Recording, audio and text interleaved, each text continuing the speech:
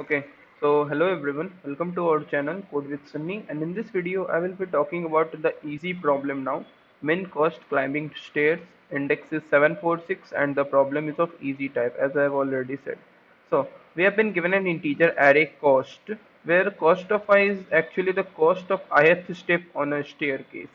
That is, suppose we have some staircase like that, this one, and here is some cost that will be given to us, and here's another some cost, another. This is denoting the first step of the stair, second step, third step, and fourth step, and so on. Okay, so so once you pay the cost, you can either climb one or two steps. So suppose if we have this type of stairs, this is the first one, and this is the second one, so and this is the third one. Okay, now let's suppose I am at this stair. Okay, so and it has the cost, let's say x. Then if I will pay the x, either I can go to this one or I can go to this one. Okay, there are two possible ways to do that.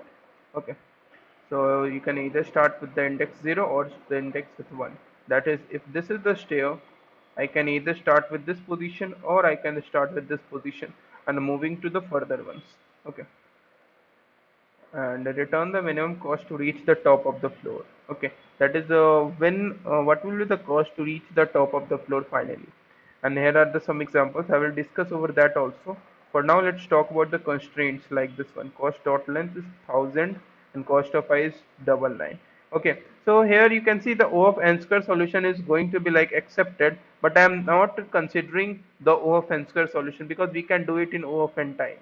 And either we can also not use the space, or we can use the space with the help of dynamic programming. If you look over the related topics, you can see the dynamic programming comes over here. Okay, so let me open it in the new tab. Okay, you can see the concepts of dynamic programming array is required because this is actually the one of the basic problems of the dynamic programming. You must have to proceed with this problem in the aspect of dynamic programming. Okay, so let's move further and understand what will be the best solution of this problem and how we can build up that. So I'm considering this example. Okay, so let's say we have an array, or you can say stairs basically, and it is cost 10, 15, and what is the next one, 20. Okay, and let us build a stairs like that. Okay, so I will build up the stair. This is the first stair, and this is the second stair, and this is the third stair, and this is the top one. I need to come over the top. I can start over this position or I can start over this position. It doesn't matter. Okay. So you can see I will start my DPR. That is, we can solve this with the help of dynamic programming. Okay. And what are the base cases? Okay. So when a person is standing over at this position or at this position, you can see that is the first step and the second step. You can see my values is still 0. That is, we can start at this position or we can start at this position, and it doesn't cost me anything. Okay, so I will fill up the values with 0. Okay, now let us talk about what will happen when I'm at this position. That is, if I want to my step to be at the third step of the stair, that is at this position, then what are the ways that I can come up to this third position? You can see I can either come up from this 0 to this position, or I can come up from this 0 to this position. There are two possible ways. That is, in reverse way, you can easily understand that what I am trying to convey is, suppose you are at this step and you want to move to the third step, you can jump two possible, that is jump two steps forward, or you are at this step, that is you can either start from one or you can start from two. If you are at two, then you can jump exactly one step, and it will cost you, let's say, y points. That is the y, and it is for x. X is 10 and y is 15 over here. Okay, okay, don't get confused for now. Okay, you can easily see I have the, for reaching out this 3, I can come up from this one or this one. So in general, can you write a dp relation for that, dynamic programming relation? Yes, you can write it for that. Okay, so let me denote it by something. Dp of I, you can either come from this one or this one, that is from two steps backward or from one step backwards. So can you write this relation like a minimum of, what is the minimum cost to be spent to come to the ith step of the stair? It should be minimum of two things. And what are these two things? What is the cost of minimum cost to come to the I minus 1th position, plus jumping from I minus 1 position to the ith position, it will cost me cost of I minus 1. This is the first thing that you need to take care for that, and this is the first value. I need to take for the second value, and second value is almost similar to this. You can jump from I minus 2 position and spending the cost of this amount, cost of I minus 2. And you have to do this for every I belongs to 2 to n.